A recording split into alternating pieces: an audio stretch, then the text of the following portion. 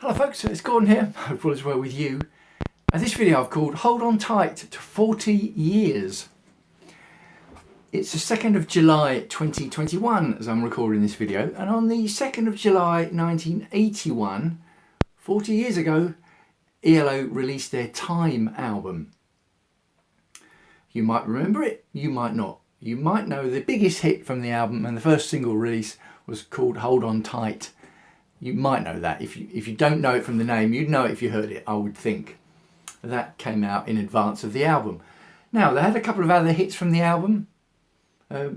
Certainly another couple of singles from the album.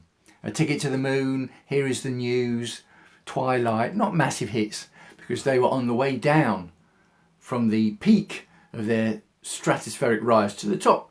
Between, I would say, 76 and 79, they were one of the biggest bands in the world.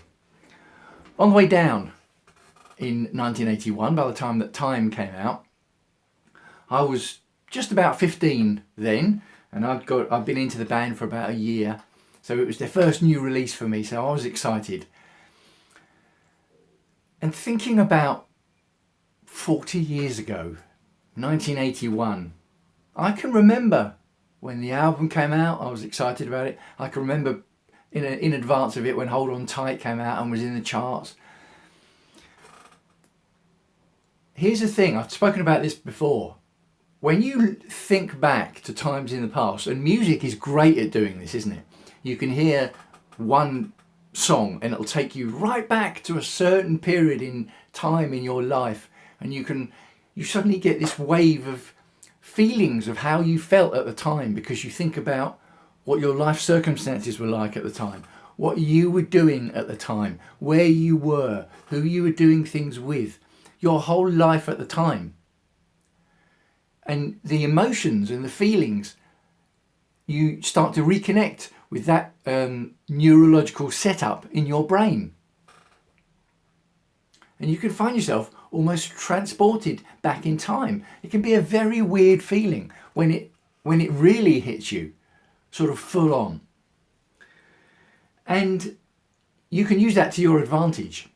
I read about this in a book called The Brain by David Eagleman, who did a BBC series as well. And he had a fascinating section about this, that when we think about times in the past and that emotional setup, how we felt, we can remember how we felt. We won't remember things like what we were wearing at the time, because that emotional setup might not be one specific day, and even if it was, we might not be able to remember exactly what we were wearing, but that emotional feeling in that setup might span 6 months, might span a year, might span a few years. So it's an emotional setup. It's not detailing specifics, but we can absolutely remember how we felt. Now, some of those periods, we'll all have them. We can think of those times, and it might be the best time of our life. You think, oh, if you could bottle that up and sell it, you'd make a fortune. If you could bottle up that feeling. Here's the point though. You don't need to bottle it up, you've already got it. The fact that you're saying, if you could bottle up that feeling, and you know what that feeling is for you, is individual to each of us, of course. You know what that feeling is for you. You know when you're feeling it. So you don't need to buy it in a bottle, you've already got it. Now, the point behind that is that when you're in a time, either now, maybe, or in the future, when things aren't so good, when you're struggling, when things aren't going the way that you want them to, or you're nervous or upset or scared or worried, sad, when things are not good, you can get into the habit, and you can train yourself to do this, to unbottle that bottle that you don't need to bottle because it's already up here. You can train yourself to cast your mind back to that feeling, a feeling from the past, but you can train your brain to fire up that neurological setup of pathways in your brain in the moment. And think how powerful that will be in a moment when you're sad, nervous, scared, upset, worried, all the bad stuff. Think how powerful it would be if you could uncork that bottle that you've already got in here of that unbelievable feeling from your past. Now you might think that doesn't work. Sounds rubbish. And in a way you might think, yeah, that sounds a bit far-fetched. But I would also suggest that if you're saying that doesn't work, you maybe have never tried it and you're dismissing it out of hand, or you've tried it quickly once and it didn't work and you think, oh yeah, rubbish, I'm not going to try that again. Some of these techniques take practice. It is a bit of a technique, and you could maybe call it a bit of a skill. You need to get used to doing it.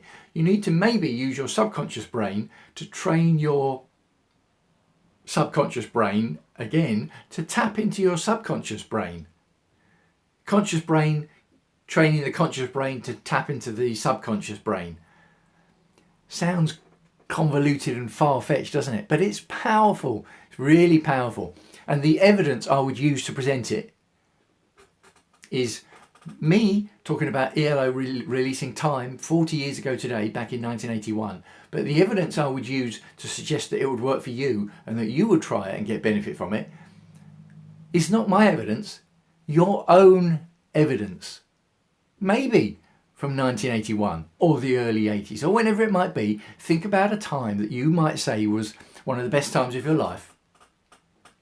Think about why it was the best time of your life, what you were doing, where you were doing it, who you were doing it with, and so on and so on and so on. And just soak up the feeling and revel in the feeling. Because by doing that, you're reinforcing those neurological setups in the brain, and you'll find it easier to tap back into that richness of positive feeling when you need the inspiration and motivation. Mindset. I talk about motivation, inspiration, but mindset and strategies as well. Things that you can actually do to make a difference rather than just thinking, oh yeah, that sounds good, and then moving on without making any changes. Let me know what you think. Let me know what you think of, do you know Hold On Tight? If I say to you Hold On Tight by ELO, do you know that song? I'll be interested to hear. What's your favourite band? I'll be interested to hear. Do you not like music at all? Some people don't like music. I find that a bit strange, but some people have never really been into music, never really come across much music, or they can take it and leave it. You know, they'll turn the radio on in the background, talk over it and do other things, but they don't actually have a hobby or an interest of delving into music and reveling in it. Nothing wrong with that, by the way. Different strokes for different folks. Okay, signing off for now. Leave a comment below wherever you happen to be seeing this video. Wishing you as ever health and happiness, and I'll speak to you again soon.